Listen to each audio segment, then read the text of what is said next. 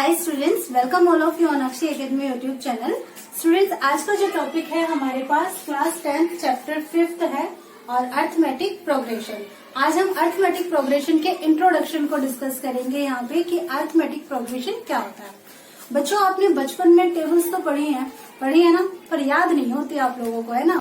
तो चलिए हम टेबल्स की हेल्प लेते हैं। सबसे पहले अगर मैं बात करूँ 2 की टेबल की, तो कैसे लिखोगे? 2, 4, 6, 8, 10, 12, 14, 16 एक्सेट्रा, राइट। अब जैसे ये तो मैंने 2 की टेबल की बात की है, या फिर जब आपको टेबल्स लर्न नहीं होती है तो आप क्या करते हो? जैसे अगर एग्जांपल लूं मैं 17 की टेबल का, तो आप क्या करते हो? मैं 17 ऐड किया 34, फिर 34 में फिर 17 ऐड कर देते हो 51। मतलब कैलकुलेशन जो है वो रफ साइड में करते हो, लेकिन लर्न नहीं करते हो। तो कॉन्सेप्ट क्या है कि हर बार जब भी आप टेबल यहाँ पर लिखते हो या लिखना चाहते हो, तो उस समय जिसकी भी आप टेबल लिख रहे होते हो उसी को ही बार बार ऐड करते जाते हो, है ना। ऐड करते जाते हो ना। तो जैसे मैंने यहाँ पर 2 की टेबल लिखी है, तो मैंने 2 लिखा और फिर मैंने क्या किया कि अब मैंने इस 2 में 2 को ऐड किया, तभी तो मुझे ये 4 मिला। ओके। और अब मैंने यहाँ पर 6 के टाइम में मैंने क्या किया? 4 में 2 को ऐड किया, तो मुझे क्या मिला? 6। फिर उसके बाद मैंने 6 में अगर 2 ऐड किया तो मुझे यहाँ पर क्या मिला? 8। इसका मतलब मैं हर बार यहाँ पर क्या कर रही हूँ कि जो भी मेरे पास नई टर्म आ रही है मैं उसमें 2 ऐड करती जा रही हूँ ना। तो इसका कॉन्सेप्ट मेरे पास ये हुआ कि मेरी हर एक टर्म के बीच में हर एक टर्म का एक डिफरेंस है, और वो क्या है? देखो, जैसे अगर मैं इसकी बात करूँ 2 और 4 की बात करूँ, तो 4 - 2 कितना मिला मुझे? 2 मिला, राइट। ऐसे ही अगर मैं इन दोनों की बात करूं तो ये क्या है? 6, और ये वाली टर्म कौन सी है मेरे पास? 4।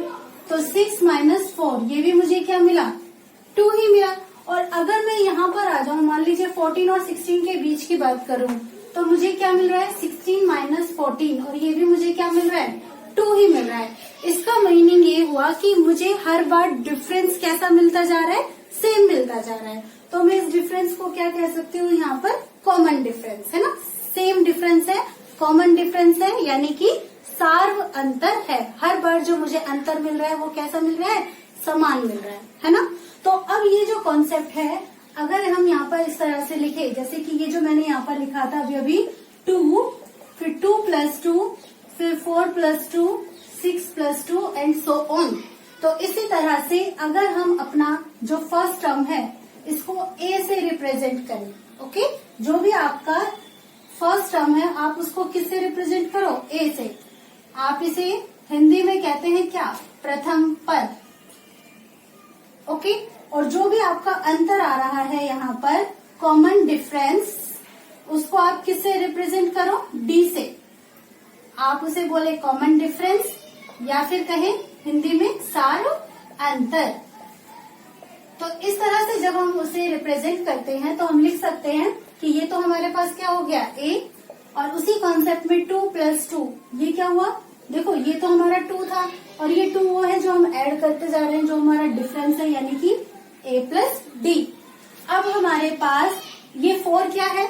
ये 4 हमारे पास ये प्रीसीडिंग टर्म है, जो पिछले वाली टर्म है, और वो क्या है? a + d, जिसमें हमने किसको ऐड किया है? 2 को, यानी कि डिफरेंस को। तो हमें क्या मिला? a + 2d, okay. अब नेक्स्ट टाइम हमने क्या किया? इस a + 2d में क्या किया? d को ऐड किया, तो हमें क्या मिला? a + 3d and so on. आगे चले तो हमें क्या मिला? a + 4d एंड आगे आगे चलते जा रहे हैं, है ना। तो ये जो है हमें एक प्रोग्रेशन मिलती है, एक श्रेणी मिल जाती है, और इस श्रेणी को हम क्या कहते हैं? समांतर श्रेणी, ओके। Arithmetic progression. इस समांतर श्रेणी में ए हमारा क्या होता है? प्रथम पद होता है। डी ये हमारा क्या होता है? कॉमन डिफरेंस, यानी कि सार्व अंतर होता है, ठीक है।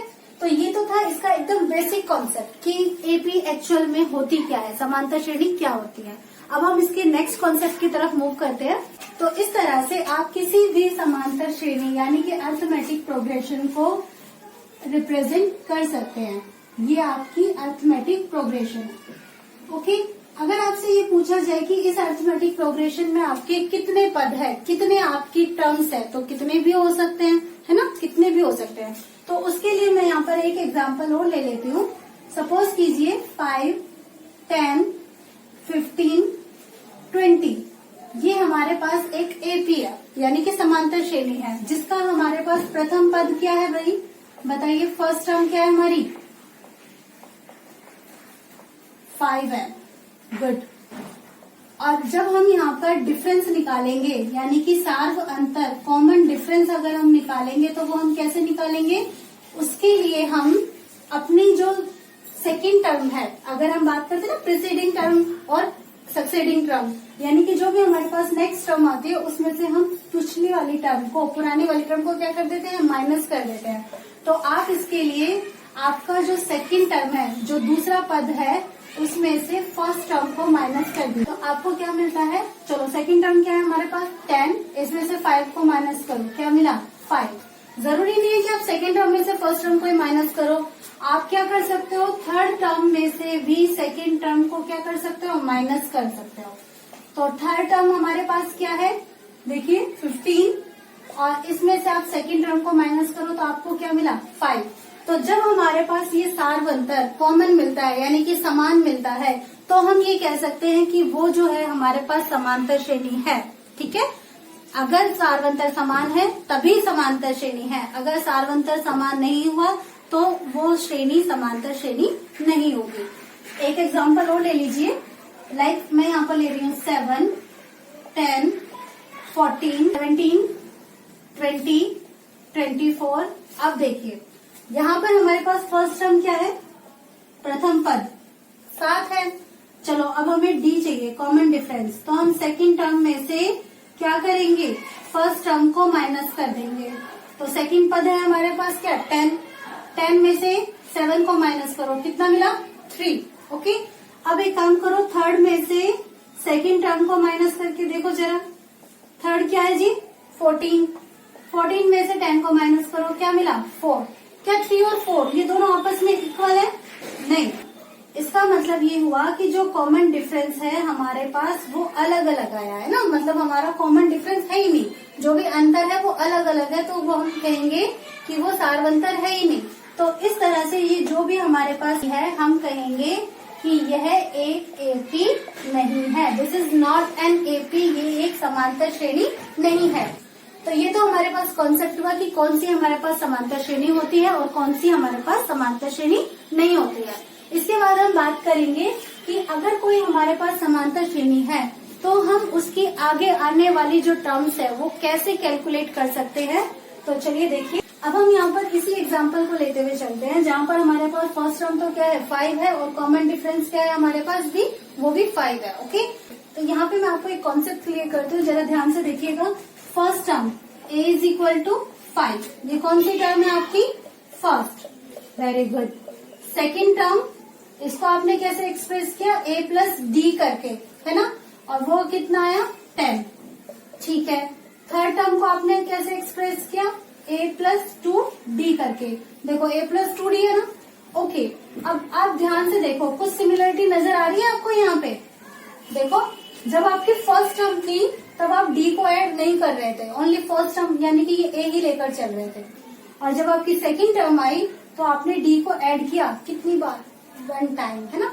और जब थर्ड टर्म है तो आपने क्या लिखा उसको 2d। अच्छा, अब एक बात बताओ, क्या मैं इस a प्लस डी को तो मैं यहाँ पर लिखूंगी ऐसे ही a प्लस डी, क्या इस a प्लस 2d को मैं इस तरह से लिख सकती हूँ, a plus 3 minus 1 into D.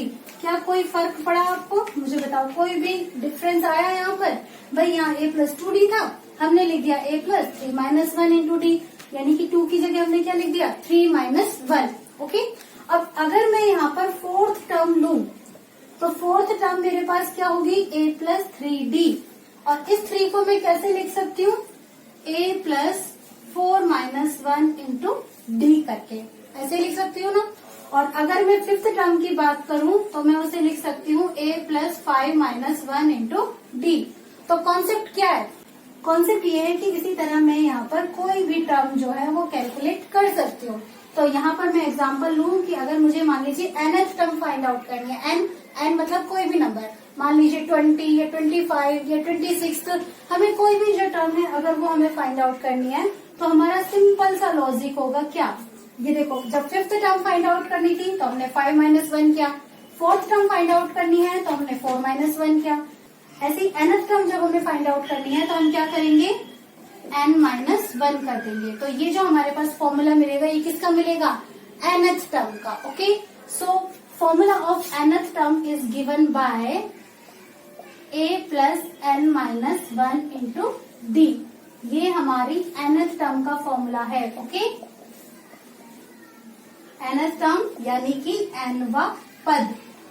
इस फॉर्मूले का यूज करके आप कोई भी समांतर श्रेणी जो है उसका nवां पद जो है वो ज्ञात कर सकते हैं। कैसे, अब जरा हम इसी समांतर श्रेणी की बात करते हैं। ठीक है, मान लीजिए आप मुझसे कह रहे हैं कि मैम हमें तो 35वीं टर्म फाइंड आउट करनी है, 35th term. Okay, 35th term तो हम कैसे करेंगे, तो चलिए देखते हैं।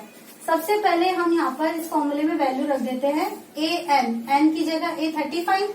Okay, is equal to a क्या है हमारे पास, ये प्रथम पद 5 plus n - 1 n 34 - 1 into d भी हमारे पास कितना आया, 5 आया।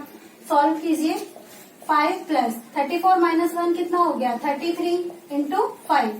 33 को 5 से मल्टीप्लाई करो, कितना आया, 5 3 से 15, कैरी 1, 15 एंड 1 16, और 165 और 5 कितना हो गया, 170।